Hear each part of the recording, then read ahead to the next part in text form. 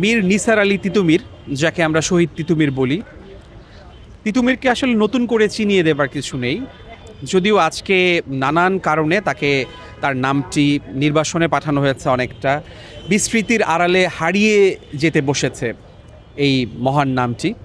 তিতুমীর তো আসলে আমাদের যে বিদ্রোহ, মানে বিদ্রোহের বরপুত্র, বিদ্রোহের আদিপিতা, দ্রোহের বংশীবাদক বীর নিসার আলী তিতুমীর, এবং যিনি অত্যাচারী ইংরেজ এবং অত্যাচারী জমিদার ইস্ট ইন্ডিয়া কোম্পানির বিরুদ্ধে এককভাবে রুখে দাঁড়িয়েছিলেন। তখন সমাজকে জাগ্রত করেছিলেন, কৃষক সমাজকে, সেই সঙ্গে সমাজের গণমানুষকে জাগ্রত করেছিলেন তাদের অত্যাচার, অনাচার এবং নিপীড়নের বিরুদ্ধে। তিনি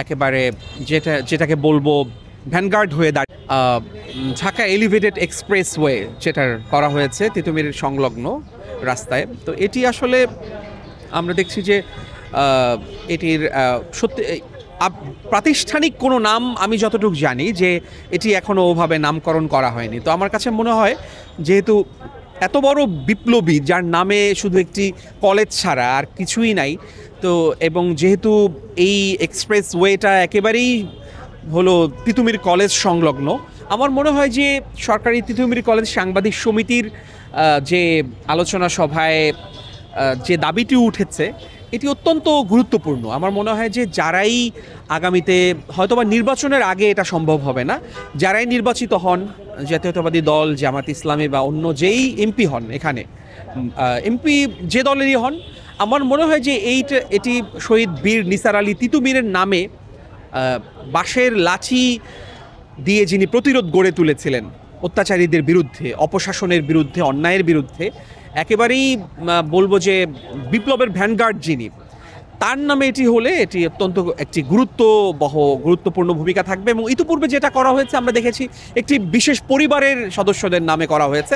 সবচেয়ে বড় কথা হচ্ছে যে তিতুমীরের নেতৃত্বে যে আন্দোলনটা হয়েছিল, সেই আন্দোলনে তিতুমীরের নেতৃত্বে কত সংখ্যক জনবল ছিল এবং তাদের কি সামর্থ্য ছিল, কিন্তু তাদের সাহস কোথায় ছিল, বীরত্ব কোথায় ছিল, আর তাদের যে বিরোধী ছিল তাদের সৈন্য সংখ্যা কত ছিল, তাদের সরঞ্জাম কী ছিল।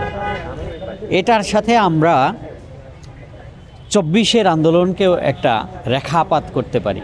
24-এ ওইখানে যেমন তিতুমীরের সেই লাঠি আর মনের শক্তি, সাহস ছাড়া আধুনিক কোনো সরঞ্জাম ছিল না। টানা তৃতীয়বার অর্জন করেছে দেশের সেরা সুপার ব্র্যান্ড স্বীকৃতি বসুন্ধরা টিস্যু। কিন্তু দুর্ভাগ্য যে তিতুমীরকে তখন শহীদ হতে হয়েছে। তিতুমীর যদি শহীদ না হতেন তাহলে হয়তো ইতিহাসটা অন্যরকম হতো। আর 2024-এ এসে যে আন্দোলনটা হয়েছে, ছাত্ররা ছিল নিরস্ত্র, ছাত্রদের উপর যে অত্যাধুনিক অস্ত্র দিয়ে বর্বরভাবে মানে এদের হামলা চালানো হয়েছে, তারপরেও জিতেছে কিন্তু ছাত্ররা।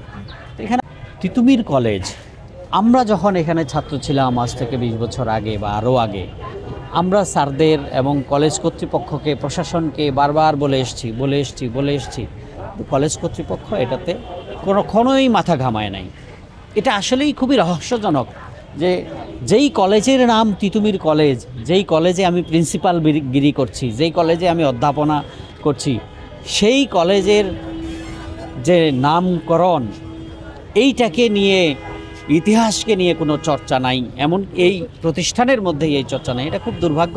এটার কারণ আসলে কলেজ প্রশাসন সবচেয়ে ভালো বলতে পারবে, কারণ আমরা তো কলেজের কেউ না, আমরা ছাত্র এক সময় ছিলাম, তাও এখন এক্স হয়ে গেছি। তো আমরা বাইরে থেকে আগেও প্রোগ্রাম করেছি, এখনও বাইরে থেকে স্মরণসভা হচ্ছে, কিন্তু তিতুমীরের নামে এই কলেজটা ছাড়া আর দুই একটা ইউনিভার্সিটিতে দুই একটা হল ছাড়া, হ্যাঁ, ইভেন তিতুমীরের তো একটা গবেষণা কেন্দ্র হওয়া উচিত। তিতুমীরের নামে তিতুমীরকে নিয়ে গবেষণা হবে, এইরকম একটা গবেষণা কেন্দ্র হওয়া উচিত।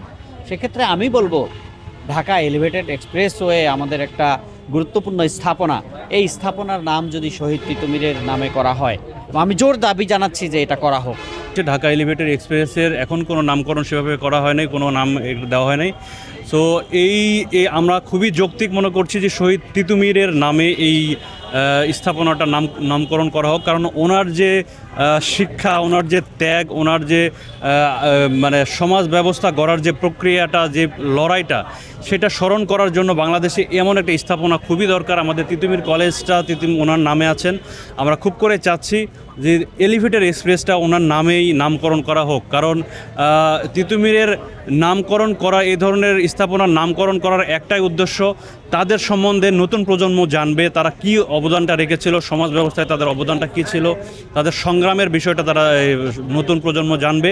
এবং আমি মনে করি এলিভেটেড এক্সপ্রেসের মতো জায়গায় যদি তিতুমিরের নাম দিয়ে এটা নামকরণ করা হয়, নতুন প্রজন্ম তিতুমির সম্বন্ধে জানতে পারবে, এবং তিতুমির সম্বন্ধে জানতে পারলে নতুন প্রজন্ম আগামীর পথ চলা বা আগামী শোষকদের বিরুদ্ধে, অন্যায়ের বিরুদ্ধে প্রতিবাদী হওয়ার যে স্ফুলঙ্গি, সেটা নিজে থেকে আরও বেশি তারা অনুপ্রাণিত হবে বা সেটা তারা ত্বরান্বিত হবে বলে আমার মনে হয়।